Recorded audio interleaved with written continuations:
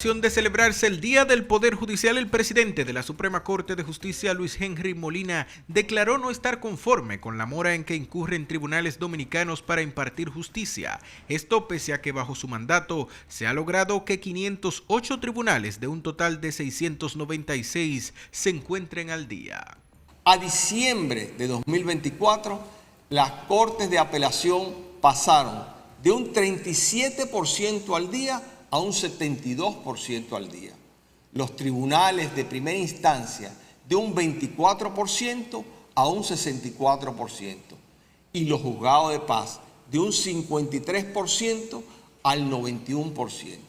La única forma posible de evitar la mora judicial es con acuerdos judiciales. Si no, cada año vamos a venir aquí con el mismo colapso de la justicia. Nosotros tenemos que mejorar en el acceso, tenemos que mejorar la infraestructura y tenemos que mejorar en los salarios en los jueces de paz, por ejemplo.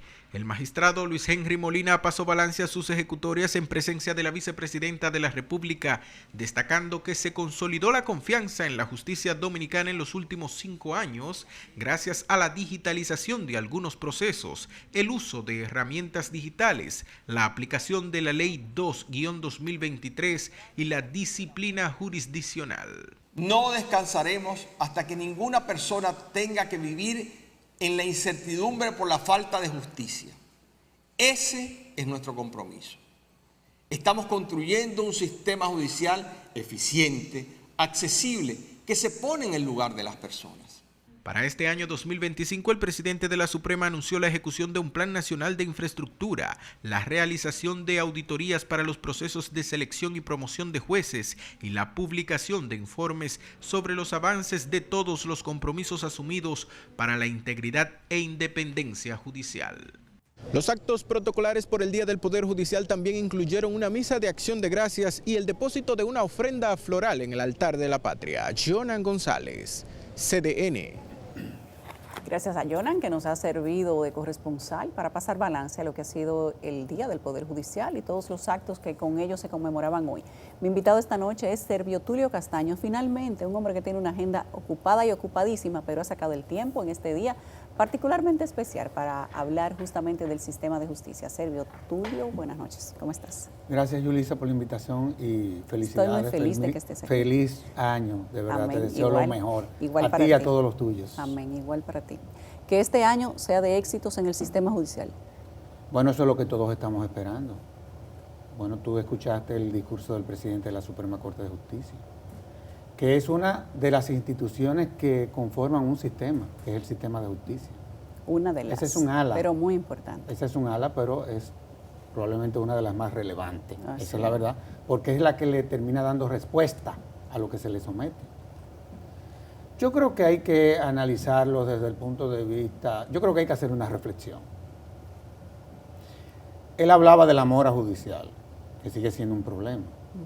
Pero es verdad que hay que reconocer que si tú analizas, por ejemplo, la mora a lo interno de la Suprema Corte de Justicia, evidentemente mucho. De que eso ha mejorado sustancialmente, sí. Entre otras cosas porque se modificó la ley de casación, que simplifica los procesos de casación. Pero no sucede lo mismo aun cuando se han mejorado en los tribunales de primera instancia y en las cortes de apelación. Que aunque ha mejorado la mora judicial, sigue siendo alta. No así en los juzgados de paz, para que tú sepas. En los juzgados de paz, en sentido general, la mora no representa ni siquiera el 10%. Y de los 696 tribunales que hay, al día hay más de 500 que están cero mora judicial. Lo que pasa, y eso se ha venido diciendo, es que hasta tanto nosotros no cambiemos el chip de cómo real y efectivamente se debe de manejar sobre todo el sistema penal, nosotros vamos a seguir congestionando el sistema y eso va a traer como consecuencia que se sigan repitiendo como situaciones como esa. Por ejemplo, en la mayoría de los países en donde los sistemas judiciales son exitosos, sobre el 70% de los casos que se le someten al sistema son resueltos a través de acuerdos o a través de procesos penales abreviados, en fin. En los Estados Unidos solamente entra el sistema el 10%. En Puerto Rico el 10%, aquí entra el 90%. Ahí hay un tema. Es decir, Nosotros tenemos una visión, sobre todo los abogados y los propios operadores, me refiero a la defensa pública y al propio Ministerio Público, de que hemos querido que sean los jueces los que le den respuesta a todo.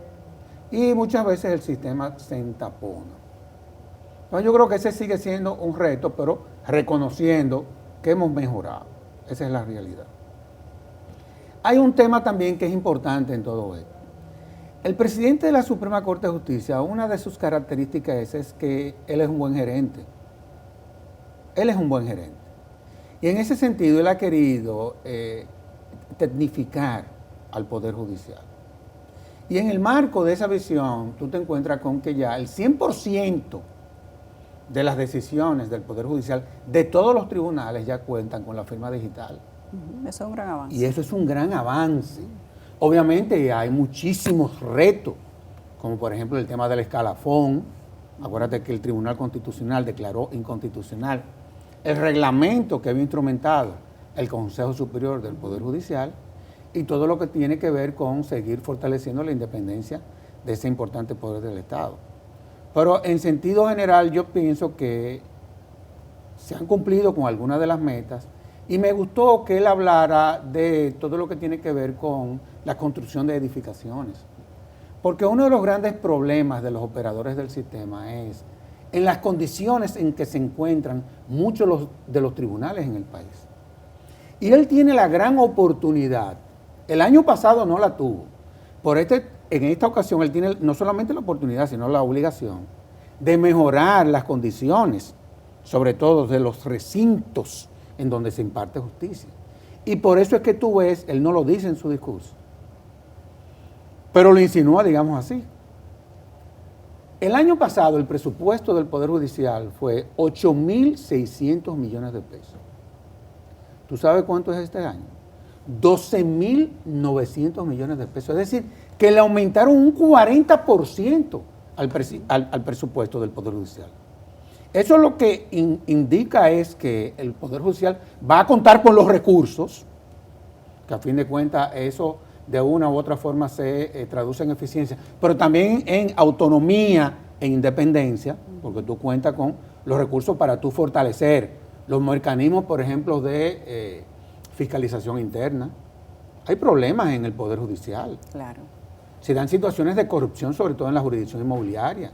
Y en otras instancias que han sido denunciadas. Sí. Bueno, ahí tendremos la oportunidad de fortalecer los sistemas de fiscalización, en fin.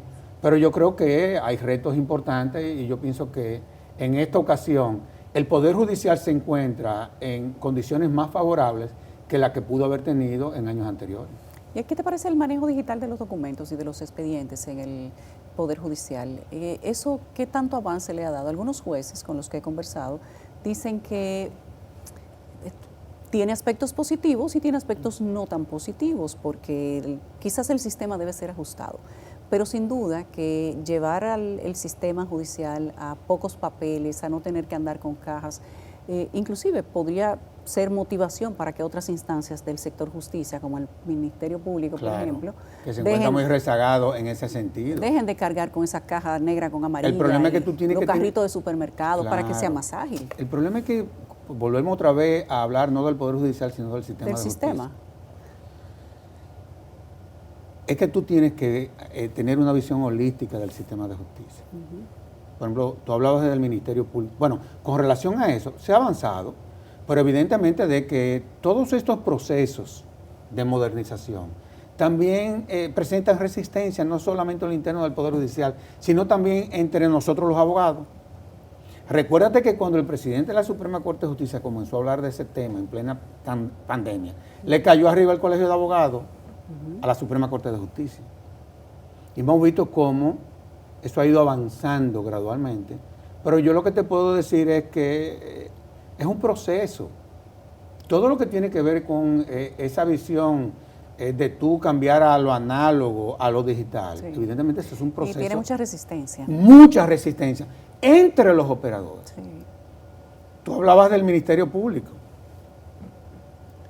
Mira, el próximo procurador o procuradora porque hay gente de la carrera y actuales miembros del Ministerio Público que han tenido un buen desempeño sobre la base de lo que son sus obligaciones. Esa es la realidad. Tú podrás estar de acuerdo en prácticas que se han venido utilizando, pero la realidad es que cuando tú analizas los niveles de aceptación, y de eso podemos hablar más adelante, del sistema de justicia en la República Dominicana, ha mejorado de manera sustancial, entre otras cosas, porque determinados operadores han hecho su trabajo partiendo de lo que son sus atribuciones. La próxima procuradora, voy a comenzar, Al revés, sí. o el próximo procurador, tiene grandes retos. Porque si bien es cierto que el Ministerio Público tiene una imagen diferente, en el sentido de que ha mejorado su imagen en estos 4 años, no menos cierto que ahí hay retos institucionales internos Sí. que tendrán que ser abordados, como por ejemplo, todo lo que tiene que ver con las evaluaciones de desempeño de los miembros del Ministerio Público. Y los concursos también. Por ejemplo, se está hablando de creaciones de plaza, promover a miembros del Ministerio Público, es decir, fiscalizadores, a fiscales, a procuradores de corte, en fin. Y se tienen que diseñar evaluaciones que se correspondan, ¿verdad?, con promociones de esa naturaleza. Entonces, eso de una u otra forma, a lo interno del Ministerio Público, internamente eso ha generado resistencia, mucha resistencia. Pero a lo inevitable se le da la bienvenida porque eso es lo que la ley establece. También la formación de los equipos internamente. Eso no es una noticia nueva, ojo. No, claro que no. Nosotros que no. conocemos algo del Ministerio Público sabemos que siempre hay grupismos y que generalmente hay, digamos que ciertas desavenencias internas y puede ser que en el pasado fueran más, uno no sabe. Pero sí, genera barreras también para avanzar. Sí, lo que pasa es que el diseño institucional del Ministerio Público es un diseño complicado, la gente tiene que entenderlo. Es muy antiguo también, sí, debería claro, ser modernizado. Pero mira cómo es esto, para que la gente entienda. Por eso esas situaciones que se dan entre la directora de persecución y la Procuradora General de la República. Sí, andan unas cartas por ahí que son muy fuertes. Sí, pero oye, ¿cuál es la situación? Tú sabes que ellas dos tienen visiones diferentes. Sí, que es normal dentro de una es garantista y la otra persecutora. es porque esa es la visión de un fiscal de carrera. Claro. O sea, te lo digo porque... Pero que además no es política. Claro que no. Entonces hay una visión distinta entre quien tiene una visión política y quien tiene una visión litigante. Pero mira lo que tú estás diciendo y el sentido de lo que te voy a plantear. Es que el funcionario político del Ministerio Público es el procurador. Es el procurador. Y lo va a seguir siendo independientemente del método. No puede ser de otra forma. Sí. Y no puede ser de otra forma. Pero ¿qué pasa? Cuando tú ves la estructura del Ministerio Público, eso la gente no lo entiende. Jenny Berenice es la directora de persecución, no porque el presidente Abinader la nombró mediante decreto. El presidente Abinader nombra mediante decreto a Jenny Berenice como procuradora general adjunta. Sí. ¿Qué pasa? La Procuradora General de la República es la que propone a la directora de persecución, que quien termina nombrándola es el Consejo Superior del Ministerio Público. Pero ¿qué sucede? Que todas las procuradurías especializadas le responden a Jenny Berenice. Así es. Porque es la directora de persecución. Es la jefa de no a la procuradora directamente, es a ella. Y la directora de persecución le responde a la procuradora. Pero siempre ha sido así. Claro, pero lo que te quiero decir es que, para que la gente entienda, el procurador reina, pero no gobierna. Así es. Porque el que gobierna es el Consejo Superior del Ministerio Público. Así es. Pero entonces, el Departamento de Operaciones, si se pudiera decir de alguna manera, si eso fuera una zona franca, el Departamento de Operaciones sería la Dirección de Persecución. Pero por supuesto que sí, no. Porque es la parte ejecutiva, digámoslo así. Es el brazo operativo. No, por supuesto. Ya una cosa es tú presidir un consejo. Son cosas diferentes. Pero la que ejecuta la política es persecución. Persecución, por eso es que... Y hay una operación que a veces es simpática y a veces no, de naturaleza. No, y que una vez es nombrada, solamente la puede destituir el Consejo Superior del Ministerio Público, no la Procuradora o el Procurador General. Cosa que es buena. Pero demasiado bueno porque eso garantiza ciertos niveles de independencia. Aunque yo tengo mi teoría con relación a la bendita independencia. ¿Cuál? Y tú lo sabes. Independiente, la independencia no te la da ni una ley, ni un ni decreto, una constitución, ni tu génesis. Es usted hacer, conforme a lo que la ley establece, lo correcto. Esa es la independencia y punto. independientemente de lo que usted piense. Definitivamente que sí, definitivamente que sí. Es decir, que y más aún al próximo procurador, este tema del sistema penitenciario. ¿Crees que ese es el gran reto que tiene el sistema de justicia?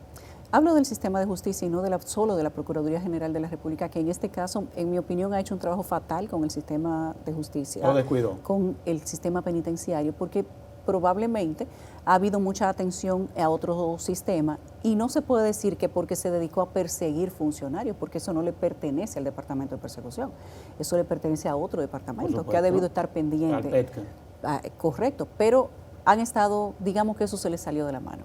4 años ya pasaron de un primer gobierno, algunos meses, y todavía siguen sin retomar, como sin alar las riendas, por lo menos ponerle un freno a eso. Pero déjame decirte lo siguiente, no, y más, bueno, en esta semana nosotros nos despertamos con una noticia que son secretos a voces, de que 3 reclusos en La Vega tuvieron problemas de salud porque a lo interno de la cárcel de La Vega, porque esa es una cárcel, no un recinto penitenciario,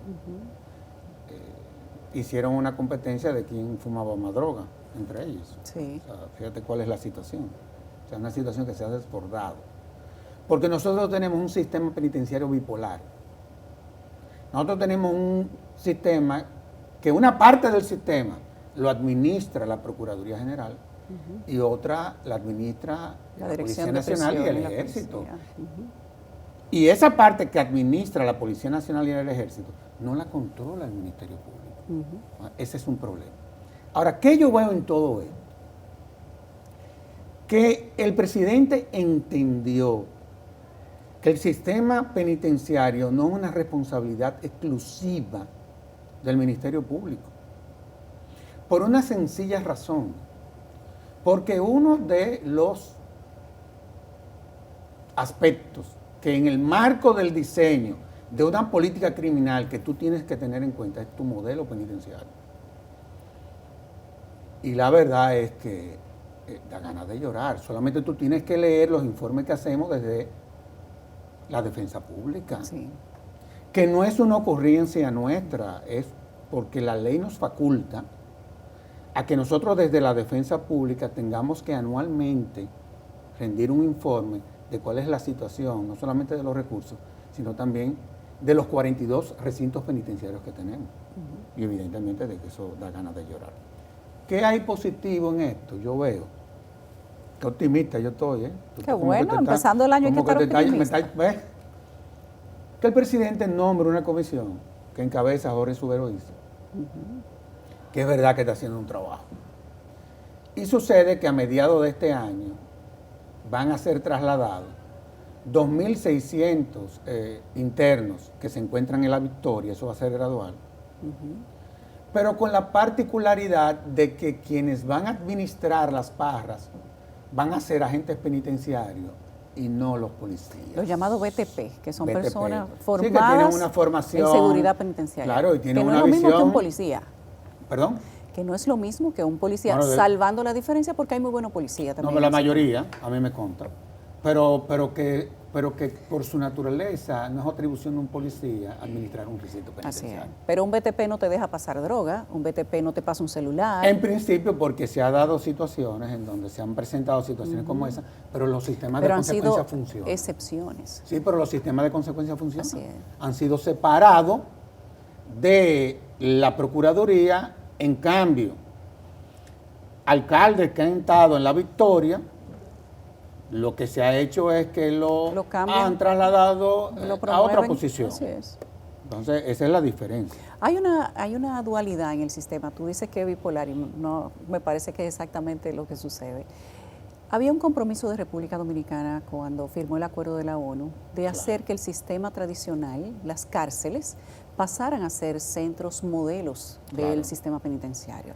O sea, no seguir creando almacenes de humanos con las cárceles dominicanas, Claro. ni centros de escuelas de corrupción o de delincuencia, que eso es lo que son las cárceles en Sí, República claro, Dominicana, claro. sino llevarlos a que primero aprendieran un oficio, segundo fueran útiles a la sociedad de alguna manera, iniciaran siéndolo desde las mismas cárceles, porque tienen un programa de entrenamiento ahí, inclusive los privados de libertad de los centros penitenciarios modelo hasta producen y pueden mantener a la familia desde claro. adentro de la cárcel. O sea, hay una mentalidad distinta. Inclusive hay un acuerdo con el Infotep, Ajá. que lo firmamos, Infotep, Procuraduría General de la República y FINJUS, en donde inclusive nosotros hemos instalado laboratorios de trabajo, en donde se le está dando capacitación en áreas técnicas a los recursos a los fines de que una vez ellos cumplan la pena o salgan de esos recintos penitenciarios, manejen un oficio. Y eso está dando resultados. Da tanto resultado que la reincidencia en los que salen de centros penitenciarios, un nuevo modelo, como se le muy llama en ese bajita. momento, es un 2%. Pero la del otro es casi un 50%. Entonces ahí hay un tema. Hay un mensaje que está muy claro. La pregunta es por qué seguimos mirando de lado, por qué las autoridades no trabajan en quizás Pero yo debo en seguir hacia el nuevo Claro, modelo. pero yo debo de ser honesto, porque como uno está metido ya en este lío. Claro. Yo creo también que aquí muchas veces ha faltado una estrategia de comunicación. Así es. Como también, por ejemplo, algo que me preocupa y que debe de ocuparnos. Tú sabes que la ley que regula el sistema penitenciario fue modificada en el 2021.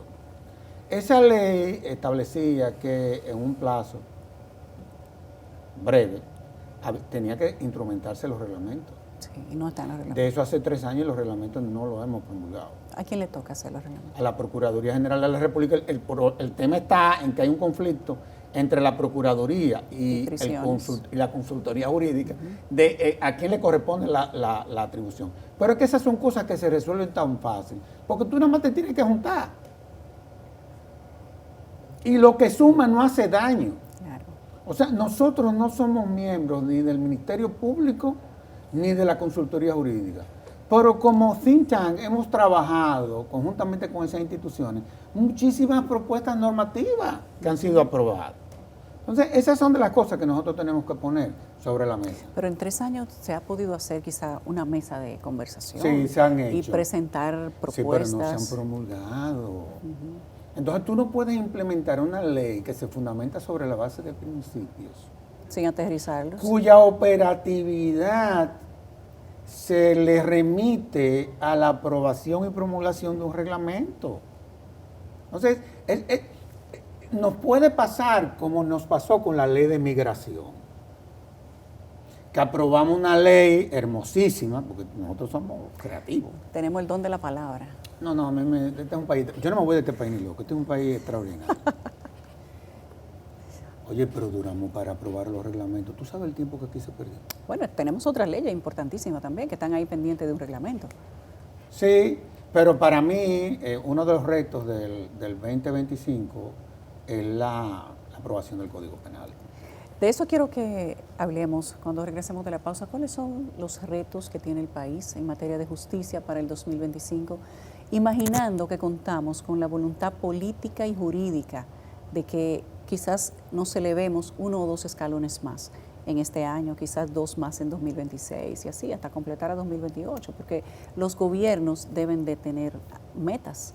Uno supone que se ponen La metas. realidad es que cuando tú te lees el último informe del Latino Barómetro, por eso mi optimismo,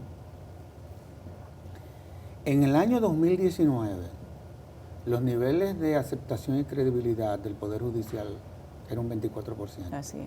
Ahora es de un 40%. Sí.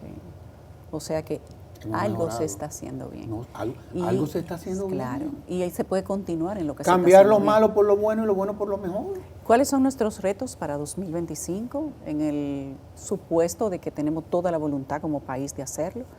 Y no solamente en el sistema de justicia, para decirlo de esa manera, sino en las leyes importantes que tenemos pendientes de promulgación o de aprobación o de reglamento. Ya venimos, hablamos con Servio Tulio Castaños esta noche.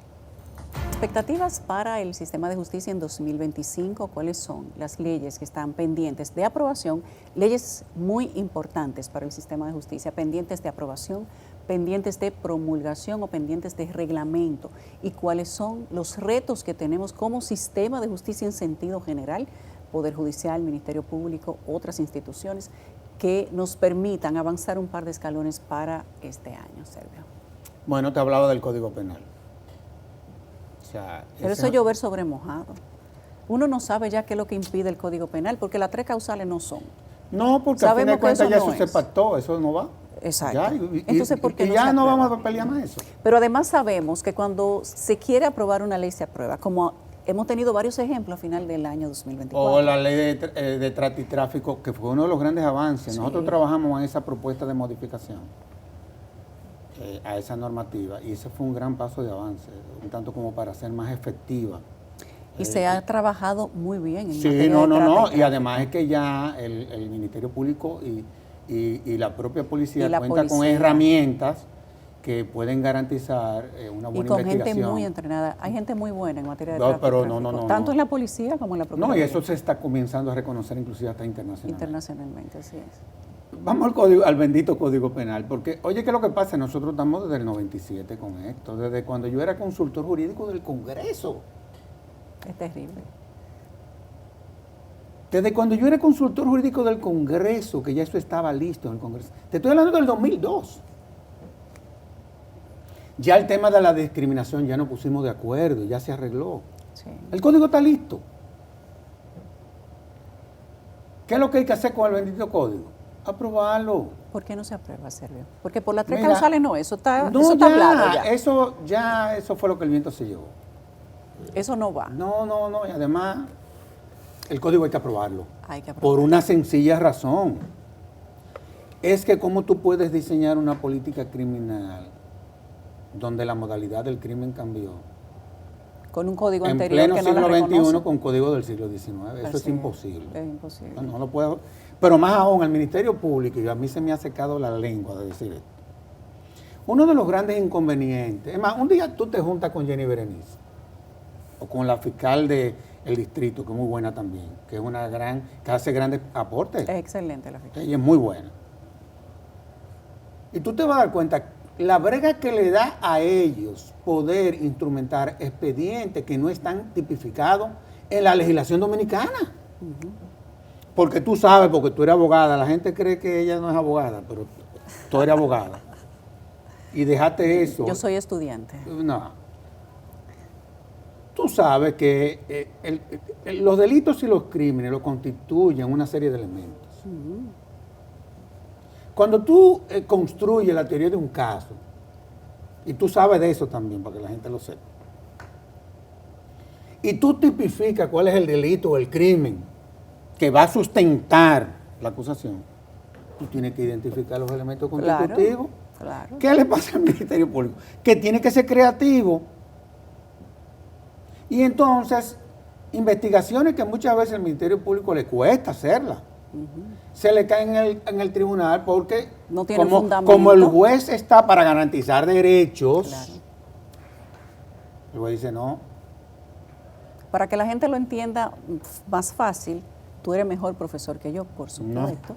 Si a usted lo someten por lavada, usted tiene que decirle qué usted lavó y en qué artículo te ese código. Claro. ¿Y qué parte de ese artículo usted violó? O como, por ejemplo, tú me vas a someter, que tú me sometas a mí por lavado, que eso pasó en el caso de Brecht. Terrible. Cuando tú te lees la sentencia. Sí, y sin lo artículo terminaron precedente. condenando por enriquecimiento ilícito por lo que no fue por lo que se le sometió. Claro, y hubo que liberarlo. Pero Hubo que claro, eliminarle el expediente. porque los jueces están para garantizar derechos. Cosa que no significa que usted no haya hecho lo que se dice en el principio del expediente, en el relato fáctico que usted hizo. Pero no, por supuesto. Lo que no hay es una buena articulación de los expedientes Pero para por que usted sea supuesto. condenado.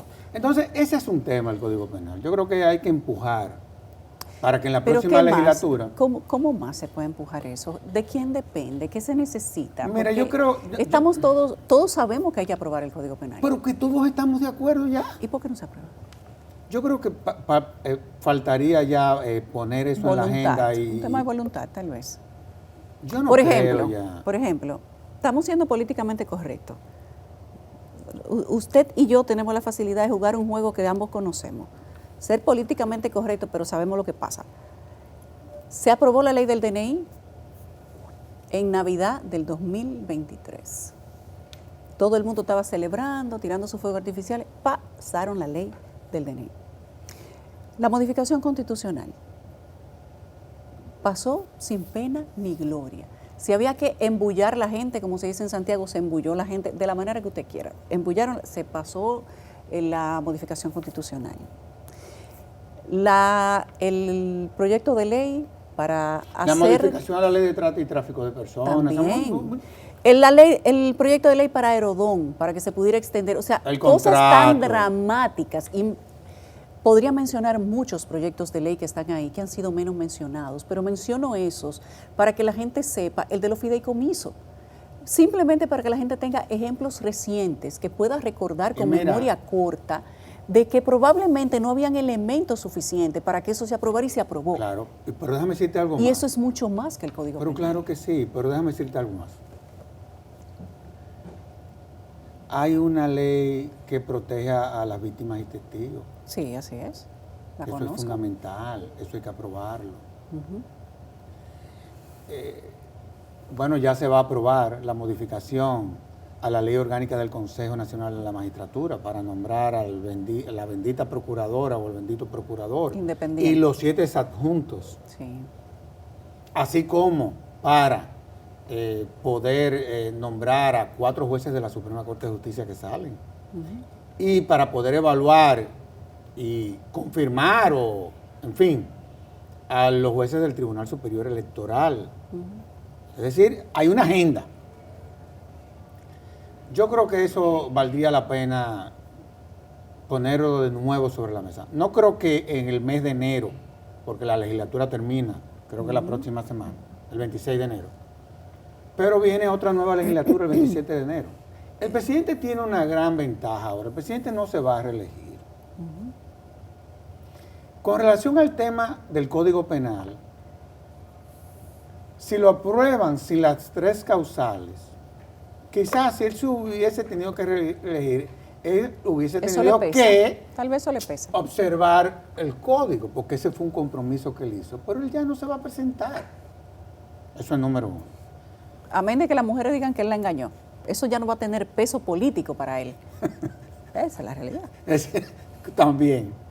Pero esa es la realidad. Ahora, el Tribunal Constitucional declaró inconstitucional el Código Procesal Penal. Así es. ¿Por qué? Y eso nosotros lo advertimos desde la Fundación. Porque ¿qué fue lo que pasó en el Congreso en el 2015? Que el presidente Danilo Medina le hace unas observaciones al código, se reintroduce, el Senado remite la propuesta de las observaciones del presidente a la Comisión de Justicia y se quedó ahí. Y sucede que la Constitución establece que si en 2 periodos legislativos el Congreso no aprueba las modificaciones que le introduce el Ejecutivo, automáticamente se dan como válidas las observaciones y entonces se le remite al Congreso lo que el presidente propuso y el presidente promulgó. Eso fue lo que pasó. Pero ¿qué pasa? El Congreso no es una cámara y eso solamente se conoció en principio para fines de estudio en el Senado. La Cámara de Diputados desconocía porque nunca fue apoderada de eso. Por eso lo declaran inconstitucional. Ese es un tema que hay que resolver. Como hay que resolver, y ese sí es verdad que es un reto del Ministerio Público. Por eso que yo te estoy diciendo que aquí hay reglas del juego que van a cambiar. Ojalá. El artículo 291 del Código Procesal Penal, del bendito Código Procesal Penal, lo declararon inconstitucional. Ese artículo le daba al Ministerio Público, en el marco de las investigaciones que hacía, unos niveles de discrecionalidad partiendo de que había que preservar, garantizar esa investigación que el Ministerio Público estaba realizando. Y por eso es que tú ves que muchos de los encartados que solicitaban la carpeta en el marco de esa disposición que establecía el 291, el Ministerio Público le dice, mira, yo no te la puedo dar. Eso se acabó. Ahora es inconstitucional y hay que darle la carpeta. Ahora, pero ya hoy. Pero no solamente eso. Una cosa es el investigado y otra cosa es el imputado. Pero otra cosa, una persona que llegue a un acuerdo, tú no me lo puedes después tratar como testigo en el tribunal. Una cosa que ha generado 1.500 preguntas. Pero te ahora estoy diciendo, entonces, todo eso, esa disposición, esa sentencia del Tribunal Constitucional, que era legalmente legítima, porque el 291 amparaba al Ministerio Público, eso desapareció. Y el Ministerio Público inclusive ahora se expone a que si no se somete a lo que el Constitucional estableció, pueden demandar la nulidad del proceso. Oye cómo es esto, ¿eh? Es decir, que ahora hay un contrapeso entre las partes, porque desde el punto de vista de lo que es la estructura, el sistema de justicia, nosotros tenemos a una defensa pública que, dicho sea de paso, esa es la que se ha ganado todos los puntos. Bueno, sabemos que existe, o mucha gente sabe que existe una defensa pública por este trabajo que se está haciendo. No, y además, yo te voy a decir una cosa, Yulisa, son 170 defensores. Muy bueno, por ¿Tú cierto, sabes la mayoría. ¿Tú sabes cuántos casos asumieron ellos el año pasado? 56,000. ¿Tú sabes qué porcentaje de los casos que se le someten al sistema penal lo asume la defensa pública? El 82% de los casos. Y en materia de niños, niñas y adolescentes, el 100%. Y ese actor del sistema de justicia, yo quiero que tú veas cuál es su desempeño. Yo quiero que tú veas cuál es su desempeño. Entonces, todo esto le va a cambiar las reglas del juego, porque el Ministerio Público hoy, más que un actor, es una parte del proceso. Otra cosa, aquí hay un reto con relación a las víctimas. Cuando tú analizas cuáles son las oficinas que existen en el país que le dan asistencia a víctimas, realmente son dos las que hay. Una coopera desde la Procuraduría y otra coopera desde el Ministerio de la Mujer. Y eso no ha sido dan abasto. suficiente. Así es, a pesar de que se han modernizado un poco, pero no dan abasto. Ojalá que en el marco de lo que son las atribuciones de cada uno de los operadores, se pueda crear una coordinación, y en eso se está trabajando. Defensa Pública, Ministerio Público y Poder Judicial, a mí me consta, yo inclusive he participado en 2 o 3 reuniones de eso, a los fines de que se coordinen, cada quien, nadie se tiene que meter con nadie. Cada quien en lo suyo. Porque otra cosa, estamos hablando de incentivar los acuerdos, pero se da una situación entre el Ministerio Público y la Defensa Pública, de que la Defensa Pública muchas veces no quiere llegar a un acuerdo con el Ministerio Público porque la defensa dice que en el marco de lo que fue el proceso de investigación se le violentaron los derechos al imputado. Bueno, eso lo dicen en prácticamente todos los casos. Entonces, si eso es así, entonces dime, ¿qué es lo que a ti te preocupa? Vamos a resolver esto aquí. Claro. Para nosotros entonces poder descongestionar el sistema. No, y para que no se inviertan recursos en continuar con un caso que probablemente no va a prosperar. Si ciertamente se atropellaron los derechos. Y si no se atropellaron los derechos, entonces que el caso siga. Por supuesto que sí. ¿Tú crees que hay más equilibrio ahora cuando cada una de las partes, el Ministerio Público no tiene la preponderancia de la seguridad de la investigación o del secretismo de la investigación? Sí, hay más equilibrio, claro que sí. Claro que sí que hay más equilibrio. Y eso va a obligar al Ministerio Público también a cuidar la investigación más. Yo creo que sí. Pero vuelvo y te digo, muchas veces se le critica al Ministerio Público, que el Ministerio Público es un inquisidor, que el Ministerio Público siempre solicita como medida de coerción la prisión preventiva. Porque no puede ser otra la naturaleza del Ministerio Público que esa. Claro. Porque lo formaron para eso.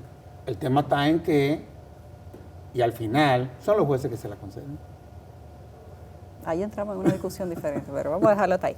Quiero saber qué piensas de la sentencia del Tribunal Constitucional que habla sobre las independencias en cuanto a candidaturas. Tú sabes que eso de la independencia, digo, yo no quiero entrar en debate porque la comunidad jurídica se ha dividido, entonces no quisiera que aquellos que están defendiendo esa decisión puedan pensar que yo estoy diciendo que ellos no tienen la razón. Yo lo que sí quiero que quede claro que yo no estoy de acuerdo con ellos, que son cosas diferentes. Claro. Porque tú sabes que las cosas tú las puedes tratar o como caballero o como lo que son. Vamos a tratarla como caballero. Exacto. A mí me preocupa mucho esa decisión. Primero porque esa independencia, la Constitución no habla de esos independientes, el 216. No. Segundo, la Constitución se habla de los partidos políticos y lo pone como herramienta a través de las cuales se accede a las posiciones políticas. Y establece una serie de principios, que es el de la democracia a lo interno de los partidos políticos, principios y la transparencia. Y procedimientos. Y la transparencia. Que los partidos políticos hayan contribuido a generar ciertos niveles de preferencia en esa dirección, puede ser, pero eso es peligroso. Porque yo lo que veo es que esto va a debilitar el sistema de partido. Y en los países en donde el sistema de partido, y hay un artículo muy bueno del profesor, que fue tuyo y mío, Flavio Darío Espinal, muy bueno en Diario Libre, son más mal o más bien, han sido las herramientas a través de las cuales se ha venido desarrollando el sistema democrático en los últimos 50 años en este país. Y te voy a dar otro tema. Si tú lees ahora todo lo que tiene que ver con en qué situación nosotros nos encontramos, en todo lo que tiene que ver con el Estado de Derecho, de 142 países que fueron evaluados, 142, nosotros estamos en el puesto 86. Nosotros somos un país interesantísimo, porque nosotros, a pesar de ser, o afortunadamente ser una isla, nosotros somos la séptima economía de América Latina y el Caribe. Y el sistema de partido, de una u otra forma, ha contribuido a que haya una estabilidad política. La fortaleza política de República Dominicana viene del sistema de partidos. Claro, claro. Y si aquí no ha habido un descalabro, inclusive hasta en el sistema de justicia, como ha pasado en otros países, ha sido por la participación de los actores políticos. Por supuesto que sí, y por los aportes que se han hecho desde ese sistema. Y te voy a decir lo siguiente. Yo no sé lo que va a pasar con la bendita Junta Central Electoral. No sé cómo van a regular eso. Lo cierto es que, mire, y lo puedes escribir por ahí, en virtud de esa decisión, tú no te vas a poder imaginar la cantidad de amparos en cumplimiento que le van a llegar a la Junta Central Electoral. Y los problemas que se le van a presentar a la Junta en todo lo que tiene que ver con la conformación de boletas. ¿Tú quieres saber cómo puede colapsar el sistema de partido? Que 10,000 gente se decida a aspirar a la presidencia. Oye, hasta alcalde, hasta regidor, porque no discrimina en cuanto a las posiciones, es a cualquier posición que pueda. Y he visto que en los países en donde el sistema de partido ha colapsado, y lo tenemos bien cerca, no te hablo ni siquiera de Haití, porque ahí eso no es ni siquiera Estado, eso se ha llevado encuentro a todo el mundo. A todo el mundo. ¿Cómo las sentencias se acatan o se atacan solamente? Yo creo que la única forma de resolver el problema es que un tercero que crea que le están violentando un derecho le someta estos recursos de inconstitucionalidad al Tribunal Constitucional y que él varíe el precedente. Solamente. Esa pudiese ser una salida. Esa pudiese ser una salida, porque otra cosa.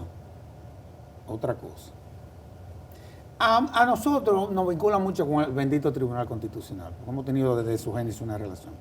Aparte de que yo respeto ahí muchísima gente, a todo el mundo. O sea, los niveles de acervo que tienen los actuales magistrados, eso es increíble.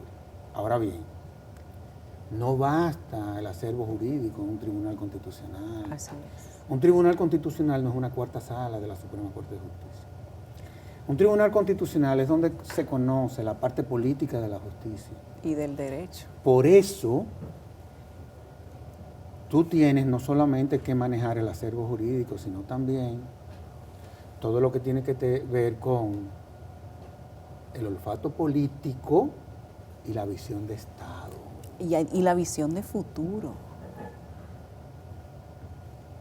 Eso es complicado. Pero yo soy un hombre de fe.